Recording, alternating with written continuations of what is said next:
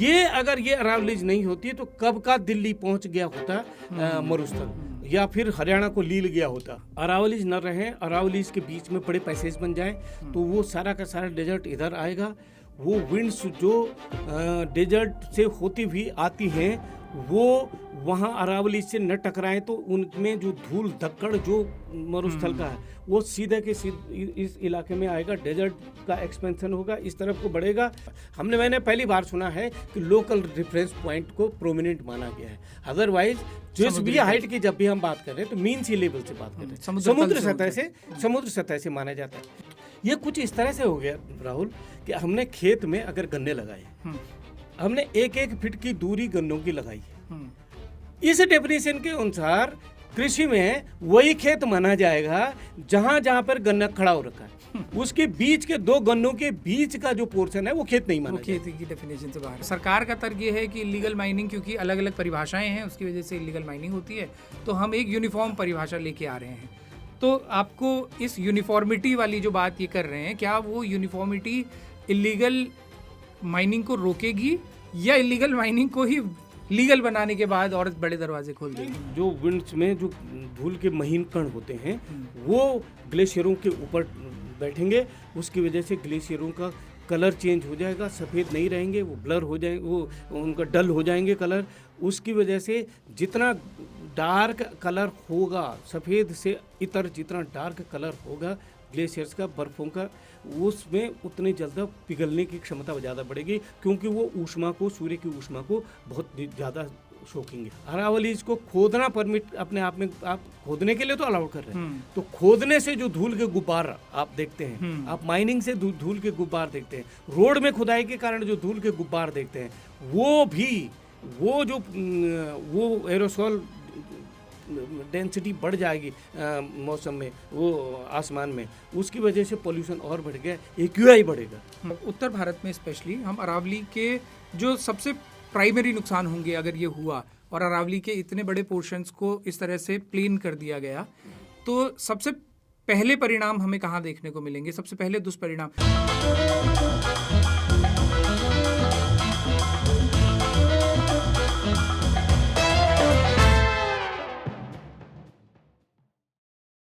नमस्कार, मैं राहुल कोटियाल।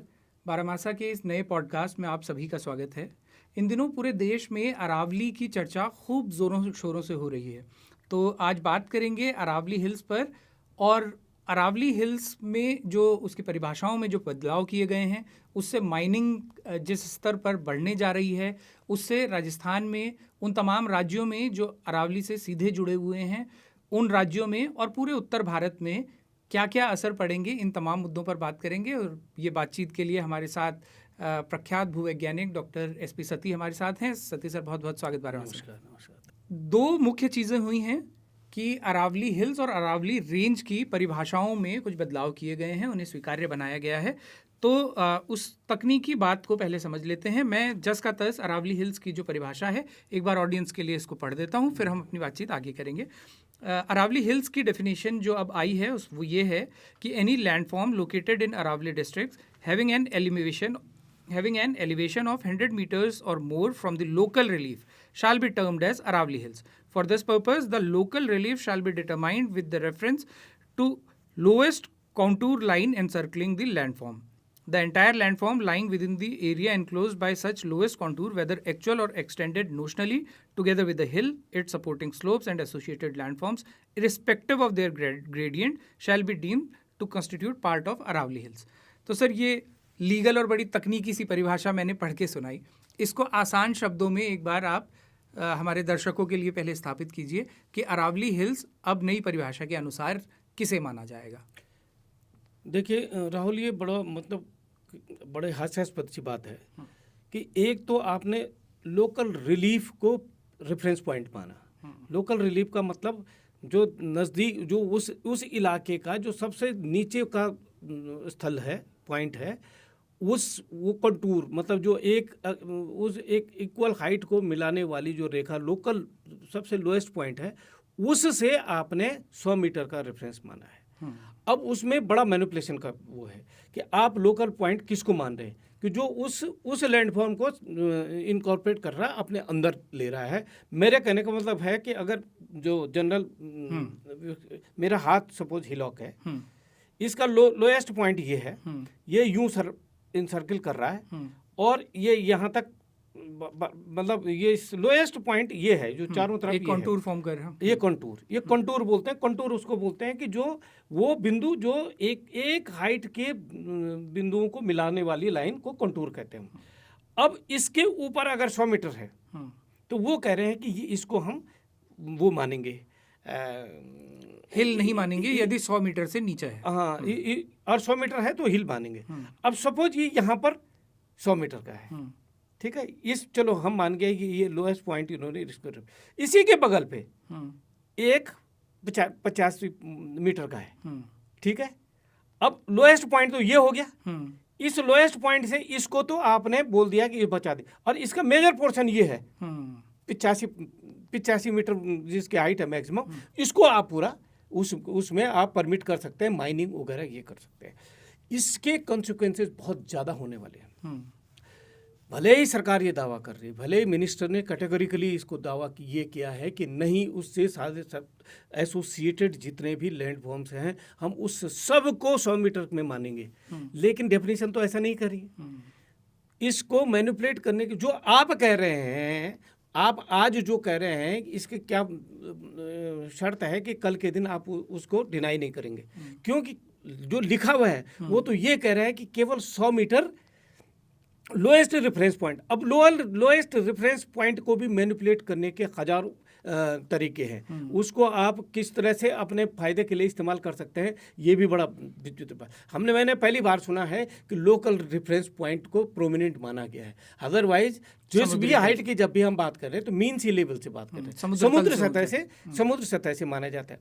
दूसरे महत्वपूर्ण बात इसमें ये है राहुल, कभी भी जब हम माउंटेन्स कहते हैं, अगर आइसोलेटेड हिलॉक नहीं है, जैसे किलिमंजारो है, एक पीक है, उसके अलावा माउंटेन्स की जब आप बात करते हैं तो एक एरिया के अंदर का एलिवेटेड पूरा का पूरा रीजन, वो आप उसको माउंटेन रेंज मानते हैं। अब उसमें चाहे गहरे गर्त हैं, चाहे उसमें छोटी हिलॉक्स हैं या बड़ी पहाड़ियां हैं, वो सब के सब माउंटेन रेंज में। फॉर एग्जांपल अगर हम हिमालय के केस में आए, हिमालय में अगर मैं उत्तराखंड के परिप्रेक्ष्य में डालूं कि कहाँ से हिमालय शुरू होता है, तो हम रुड़की से करीब करीब मोंड से या रुड़की से उससे उत्तर की ओर को सारा हम हिमालय मानेंगे। अब उसमें चाहे देहरादून आए, चाहे वो ऋषिकेश की गहरी घाटियाँ आए, चाहे वो हरिद्वार की घाटियाँ आए, या उसमें शिवालिक श्रेणियाँ आए, या सुरकंडा का ऊंचाई आए, या दूधातोली पर्वत आए, या फिर श्रीनगर की घाटियाँ आए, इस सब के सब हिमालय माउंटेन रेंज हो, पूरा का पूरा एरिया माउंटेन्स हो। जैसे अब कायदे अनुसार इनके डेफिनेशन के अनुसार तो जैसे उत्तराखंड के परिप्रेक्ष्य में अगर फॉरेस्ट एक्ट 1980 में जो ब्लैंकेट बैन किया गया 1000 मीटर से ऊपर के 1000 मीटर मेन सी लेवल से 1000 मीटर के ऊपर को फॉरेस्ट को कॉमर्शियल फेलिंग को ब्लैंकेट बैन कर दिया गया, तो 1000 मीटर जहाँ 1000 मीटर से ऊपर होगा आप वहीं बैन करोगे। श्रीनगर 550 पे है, देहरादून 630-40-50 पे है, ऋषिकेश करीब करीब 500 पे है, 450-500 पे, तो आप तो इसको हिल ही नहीं मानोगे। ये बड़ी ट्रिकी इन्होंने डेफिनेशन निकाली है, जिसके मैनिपुलेट होने के बहुत बड़े चांसेस हैं, बहुत बड़े लेवल पे मैनिपुलेट होगा।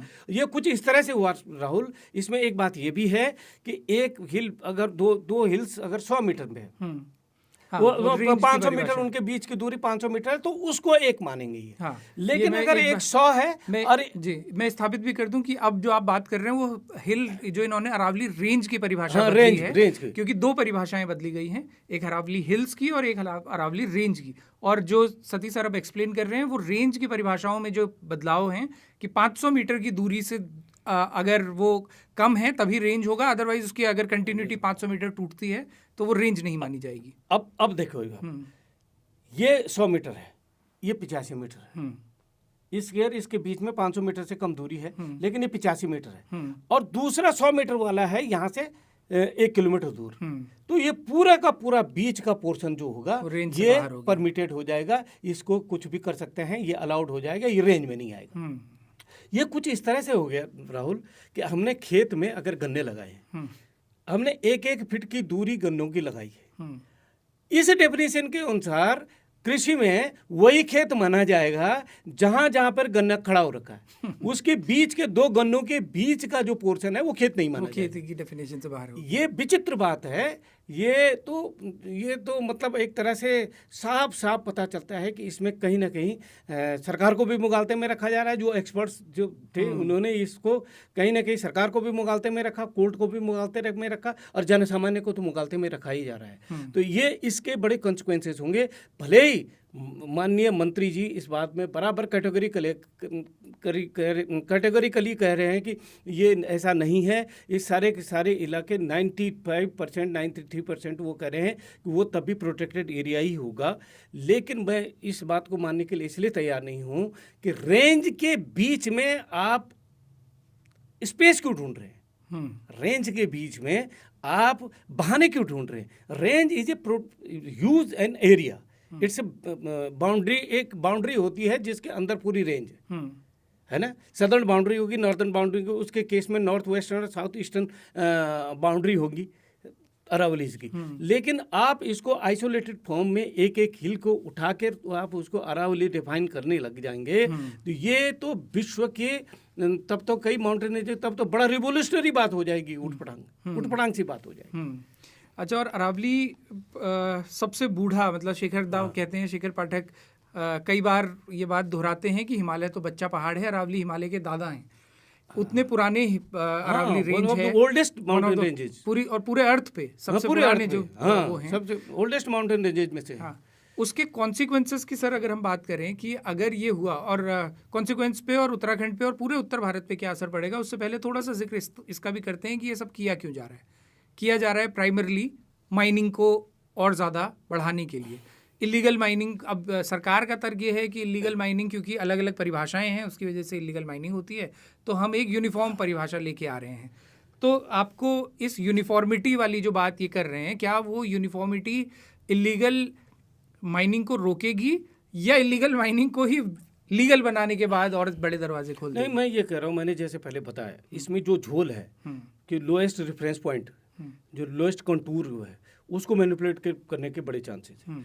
दूसरा, आपने अगर 500 मीटर से 500 दोनों हिलॉक के बीच के एरियल डिस्टेंस अगर 510 मीटर भी हो गई तो आप पूरा का पूरा बीच का एरिया आपका क्या हो गया, ओपन हो गया। नहीं तो ये रेंज का डेफिनेशन ये देने की जरूरत क्या थी।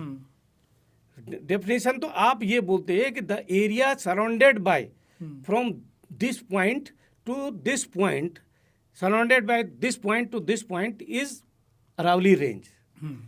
इन दो रेखाओं के बीच में, दो लाइनों के बीच का जो पूरा का पूरा पोर्शन है वो अरावली रेंज है। जैसे मैं हिमालय के केस में मैंने आपको बताया कि ऋषिकेश से और मलारी के बीच का जितना भी रीजन है वो सारा का सारा हिमालय है और मलारी से ऊपर ट्रांस हिमालयन रीजन आ जाता है। अब ये इनकी परिभाषा से जाएंगे तो संभवतः श्रीनगर बाहर ही हो जाएगा। श्रीनगर बाहर हो जाएगा, श्रीनगर जैसे कई जगह टिहरी बाहर हो जाएगा।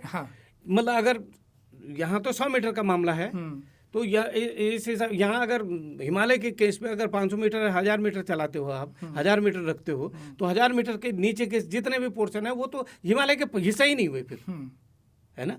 तो ये मैनिपुलेशन के लिए ये बड़ा गेम है। और इस तरह के, क्योंकि हमने देखा है जब इस तरह की चीज़ें टेक्निकलिटीज़ बहुत घुसाई जाती हैं तब उसको मैनिपुलेट करने के लिए बहुत बड़े रास्ते निकलते हैं। तो पूरे देश में जो इस समय एक तरह से कंसर्न जो एनवायरमेंटलिस्ट ने रखा है, बड़े लोगों ने, काफ़ी लोगों ने इसमें वो जताई है, वो निर्मूल नहीं है। हमने देखा है हिमालय में जो एग्जिस्टिंग नॉर्म्स हैं, चाहे वो बड़ी परियोजनाएं हैं, चाहे वो रोड्स के प्रोजेक्ट्स हैं, चाहे वो हाइड्रो पावर प्रोजेक्ट्स हैं, या वैसे भी हैं माइनिंग में भी जो नॉर्म्स के वायलेशन हो रहे हैं, कौन देख रहा है। अब ऐसी दशा में तो बहुत ज़्यादा उसको ऑल अलाउड कर देंगे आप, बहुत परमिट कर, और कोर्ट का, सुप्रीम कोर्ट का ठप्पा ऊपर से लग गया। तो it's a matter of great concern actually. ये सिंपल बात नहीं है। और इसमें एक दिलचस्प बात ये भी है कि इस मामले में जब सुनवाई चल रही थी सुप्रीम कोर्ट में, फॉरेस्ट सर्वे ऑफ इंडिया ने अपनी एक परिभाषा दी जिसको अस्वीकार्य, मतलब उसको स्वीकार नहीं किया गया, जबकि ये जो सेंट्रल जो ज़्यादा ऑथराइज्ड है, जो एक्सपर्ट्स हैं उसके, फॉरेस्ट सर्वे ऑफ FSI की जो परिभाषा है उसको न चुनते हुए सेंट्रल एम्पावर्ड कमेटी की परिभाषा को चुना गया। अच्छा, दूसरी महत्वपूर्ण बात ये भी है राहुल कि आप अरावलीज की स्थिति देखो। एक तो आपने बोला सबसे पुराने पहाड़ है, दूसरा उनकी स्थिति देखो। अरावलीज उत्तर दक्षिण पश्चिम से उत्तर पूर्व की तरफ को लंबवत, जैसे हिमालय की स्थिति ये है। देखो मेरे हाथ, हिमालय यूं है, अरावलीज यूं है, यहाँ अरबियन सी है, अरब सागर यहाँ है। यहाँ से जो मानसून उठते हैं, ये अरावली के पैरेलल चलते हैं, समानांतर आते हैं और जम्मू कश्मीर यहाँ इधर की तरफ ये टकराते हैं हिमालय से। और हिमालय के इस इलाके में जिसमें हिमाचल प्रदेश है, जिसमें Jammu Kashmir by and large है, और थोड़ा सा पोर्शन उसमें उत्तराखंड में मेजर पोर्शन इधर से जो रिफ्लेक्ट होके साउथ वेस्ट मानसून जो बे ऑफ बंगाल से उठ जाते हुए और फिर उत्तर पूर्व से टकरा कर फिर इधर को तरफ भारत के इंडो गंगेटिक प्लेन से होते हुए तब उत्तराखंड में आता है। लेकिन जो मेजर पोर्शन है ये अरेबियन सी से उठे हुए डायरेक्ट मॉनसून्स का, वो वहाँ कश्मीर और हिमाचल प्रदेश में इसकी बारिशें इससे होती हैं। और क्योंकि ये समानांतर होती हैं उन मानसूनी हवाओं की जो अरब सागर से उठ के डायरेक्ट इस एरिया में आती हैं, इसलिए वहाँ बारिश नहीं करती, टकरा नहीं पाती क्योंकि उसके समानांतर है। ठीक है, इसलिए इसके पश्चिम की तरफ को मरुस्थल है। लेकिन जो इधर से इंडो गंगेटिक प्लेन से होते हुए जो मानसून की हवाएं जाते हैं, उनके लिए इसका जो पूर्वी पोर्शन है, पूर्व मुख जो है, वो उससे टकराते हैं मानसून। तो अरावलीज के जो ईस्टर्न पोर्शन है, ईस्टर्न साइड जो है, वहाँ बारिश कर देते हैं। इसीलिए आपको अरावलीज के इस वाले इलाके में पूर्व की तरफ को खूब बारिशें मिलती हैं। वहाँ भरतपुर का पक्षी विहार है, उस इलाके में सरिस्का है, रणथंबोर है, ये सब, और पल्ली तरफ थार का बरुस्तर है। ठीक है, ये अरावली एक तरह से प्रहरी हैं उस थार के मरुस्थल को फर्दर ईस्ट की तरफ को एक्सपेंड करने से होने से रोकने के लिए ये रोकता है। डेजर्ट का मतलब ये होता है कि वहाँ फ्रेगमेंटेड भुरभुरी जमीन है, बालू है, वो क्या बोलते हैं उसको, बालू मतलब इसको रेत है, समझ लो रेत है, वो एक्सपेंड होती जाती है। उसका एक नेचर होता है, हवा के साथ वो एक्सपेंड होती जाएगी और जिधर जिधर को जाएगी उधर को मरुस्थल बना देगी। ये अगर ये अरावलीज नहीं होती तो कब का दिल्ली पहुंच गया होता मरुस्थल, या फिर हरियाणा को लील गया होता, या इधर पंजाब की तरफ को आ गया होता। इंडो गंगेटिक प्लेन्स में तो इंडो गंगेटिक प्लेन का आधा पोर्शन से ज्यादा दबा दिया होता। तो अरावलीज इतना स्ट्रेटेजिक, एक तरह से नेचुरल स्ट्रेटेजिक वो भी बनाती हैं इस फीचर को रोकने के लिए। अब अगर ये न रहे, अरावलीज न रहे, अरावलीज के बीच में बड़े पैसेज बन जाए, तो वो सारा का सारा डेजर्ट इधर आएगा। वो विंड्स जो डेजर्ट से होती हुई आती हैं, वो वहाँ अरावली से न टकराएं तो उनमें जो धूल धक्कड़ जो मरुस्थल का है वो सीधे के सीधे इस इलाके में आएगा। डेजर्ट का एक्सपेंशन होगा, इस तरफ को बढ़ेगा। दूसरी महत्वपूर्ण बात ये होगी कि हिमालयों से टकरा के हिमालय में जाके उसको कलर को ब्लर कर देगा, क्योंकि उसके ऊपर धूल जमा होगी तो वो सफ़ेद नहीं रहेगा। इसलिए उसका शोषण, सूर्य की ऊष्मा को सोखने की क्षमता ज़्यादा बढ़ जाएगी। उसकी वजह से ग्लेशियर ज़्यादा गर्म होंगे और तेज़ी से पिघलेंगे। ये भी एक बात है, ये भी होगा। सर, एक रील बहुत वायरल हो रही है, खान सर जो बिहार के काफ़ी चर्चित सोशल मीडिया पर रहते हैं, उस रील में वो स्पेशली उत्तराखंड के कंटेक्स्ट में जब अरावली को बता रहे हैं तो दो बातें वो कह रहे हैं। एक तो वो ये कह रहे हैं कि अरावली हालांकि मानसून को सीधे रोकता नहीं है, लेकिन कम ज़रूर या धीमा ज़रूर करता है और स्पीड ब्रेकर का काम करता है। अगर वो ख़त्म हुआ तो और तेज़ी से सीधे हिमालय पर टकराया करेंगे डिस्टर्बेंसेस।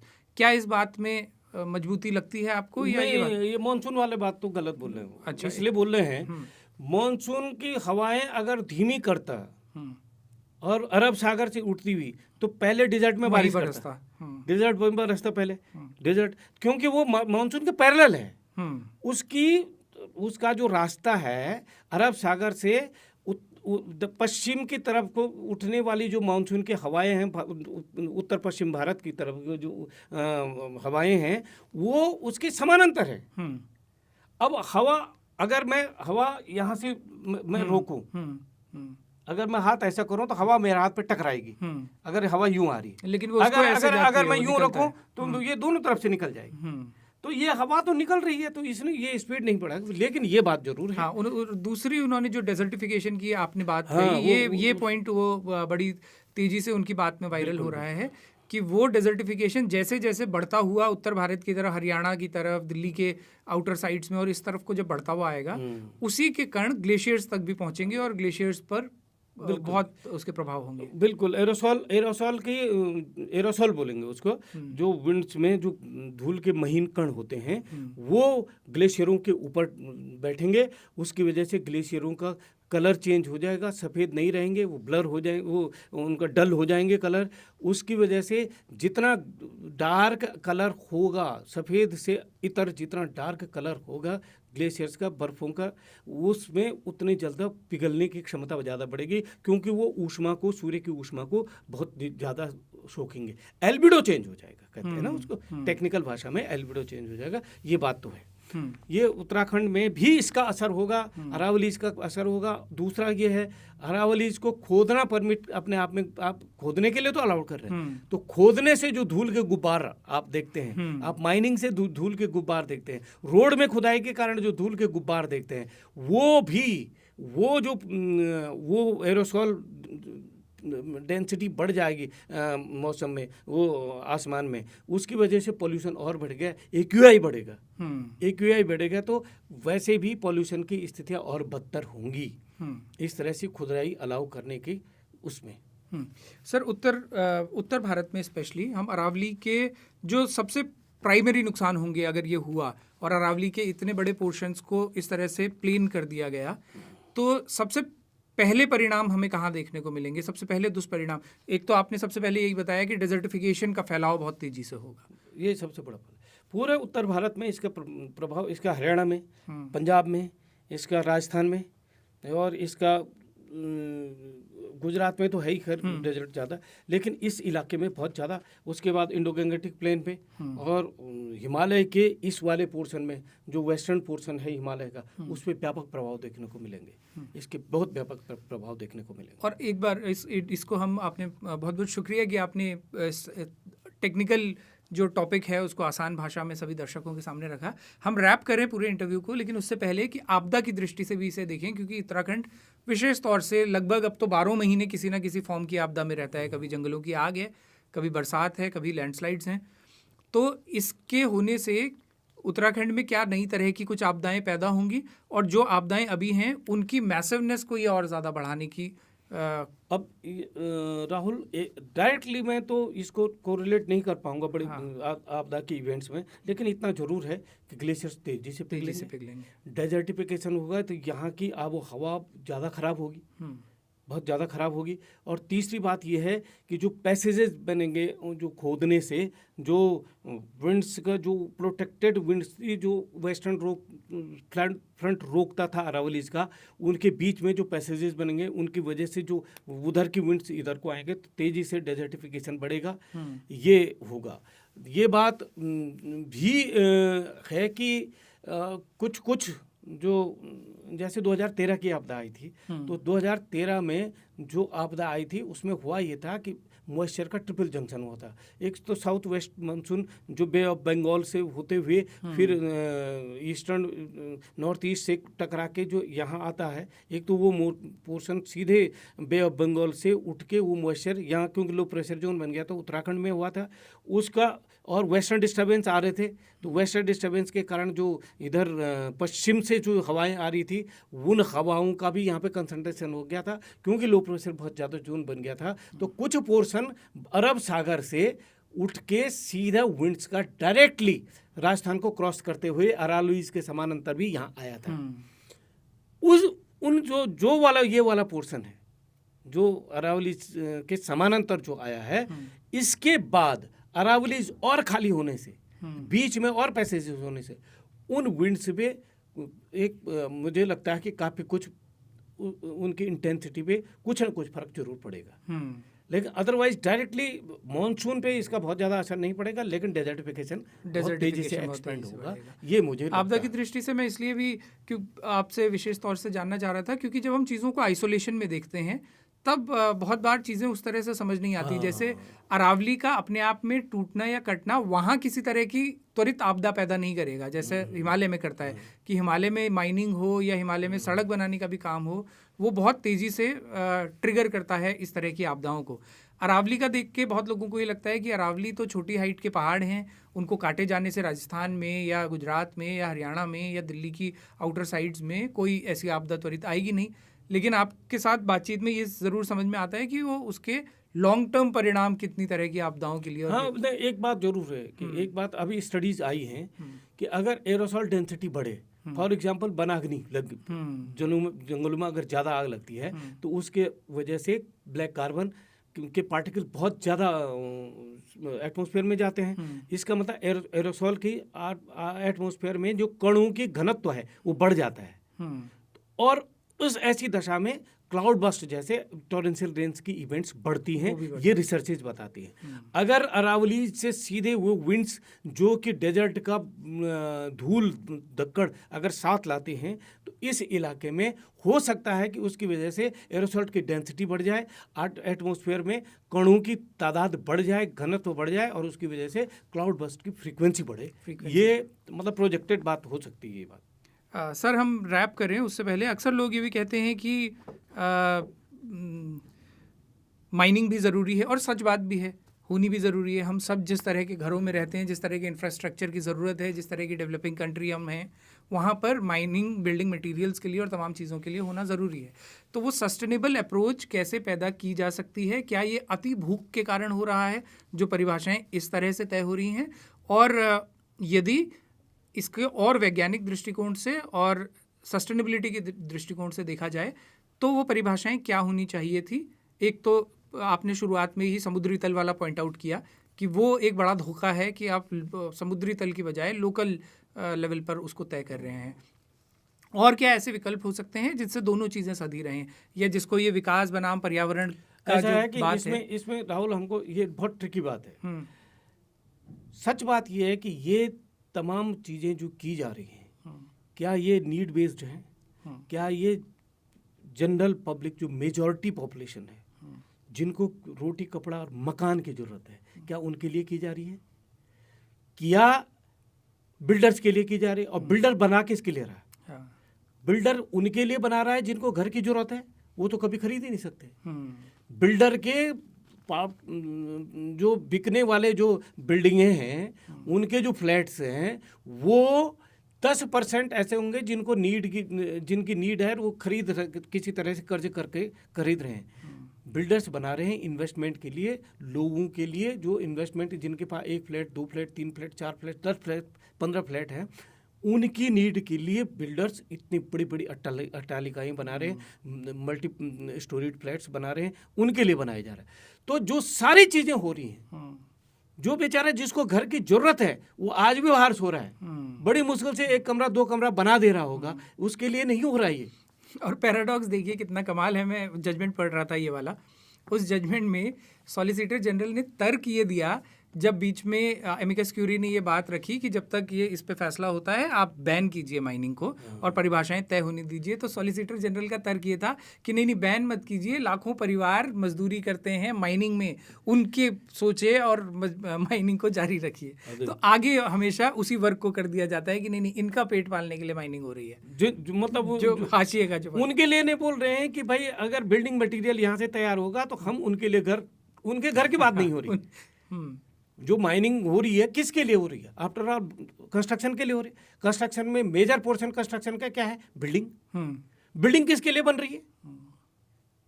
जो मल्टी स्टोरीड फ्लैट्स बनाए जा रहे हैं, बड़ी बड़ी अटैक अरावलीज ग्रीन्स करके बनेगा वहाँ पे या कहीं बनेगा, ये से किसके लिए बनाया जा रहा? जो इन्वेस्टमेंट करेंगे। 90% फ्लैट्स इन्वेस्टमेंट पर्पज से खरीदे जाते हैं। 10% ही नीड बेस्ड, किसी ने एक फ्लैट वहाँ खरीद लिया जिसकी जो बेचारा नीडी भी हो और इतना सक्षम भी कमर तोड़ के हो जा रहा हो कि लोन लान लेके अपने लिए एक फ्लैट खरीद सके। बाकी 90% तो वो हैं जिनको ब्लैक पैसा वाइट करना है, या तो ये तो पूरे देश में है ना। ये जो आपको जो डेवलपमेंट दिखता है ये ब्लैक मनी का सर्कुलेशन है, ये इसीलिए दिखता है। ये बड़े बड़े फ्लैट्स वगैरह जो दिखते हैं, मुझे इस बात पे वैसे मैं यहाँ तुमने दूसरे एक्सपर्ट के तौर पे बुलाया था, पर ये समाजशास्त्र इतना तो हम भी समझते हैं ना, इसके लिए बहुत रॉकेट साइंस की जरूरत तो है नहीं। इतना तो हम भी समझते हैं कि जो ये डेवलपमेंट सो कॉल्ड बिल्डिंग और जो रियल एस्टेट का बूम जो चाहिए वो किसके लिए चाहिए? वो उनके लिए नहीं चाहिए जिनको घर की जरूरत है, उनके लिए चाहिए जिनको इन्वेस्टमेंट के लिए जिनको पैसे लगाना है। और ये विकास बनाम पर्यावरण की जो पूरे लाकर यहाँ पर खड़ी कर दी जाती है बहस, उसमें आपने बहुत अच्छे से पॉइंट आउट किया कि हम विकास भी तो उस पैमाने पे तय करेंगे कि हमारी भूख की सीमाएं कहाँ जाके ख़त्म होती हैं या वो अंतहीन है। सर बहुत बहुत शुक्रिया, बहुत शुक्रिया कि आपने बहुत आसान शब्दों में दर्शकों को ये जटिल टॉपिक समझाया। बहुत बहुत शुक्रिया बारामासा को समय देने के लिए। तो ये थे डॉक्टर SP सती और पूरे देश में अरावली के पहाड़ों की जो चर्चाएं हैं, हम उम्मीद करते हैं कि इस पॉडकास्ट को सुनने के बाद आपकी समझ में थोड़ा और वृद्धि हुई होगी। आपको ये एपिसोड कैसा लगा हम लोगों को कमेंट करके ज़रूर बताइएगा। बारामासा के प्रोग्राम्स यदि आपको पसंद आते हैं तो हम लोगों को सपोर्ट भी कीजिएगा। उसके लिए आप हमारे चैनल की पेड मेंबरशिप ले सकते हैं, सुपर थैंक्स का बटन दबा सकते हैं, या फिर स्क्रीन पर दिख रहे इस QR कोड और UPI के ज़रिए भी आप लोग हमें मदद कर सकते हैं, ताकि हम ऐसे ही इन्फॉर्मेटिव प्रोग्राम्स और ज़्यादा से ज़्यादा आप तक ज़्यादा फ्रीक्वेंसी के साथ लेके आते रहें। तो अगले एपिसोड में फिर से होगी एक एक्सपर्ट से मुलाकात। जुड़े रहिए, देखते रहिए बारामासा।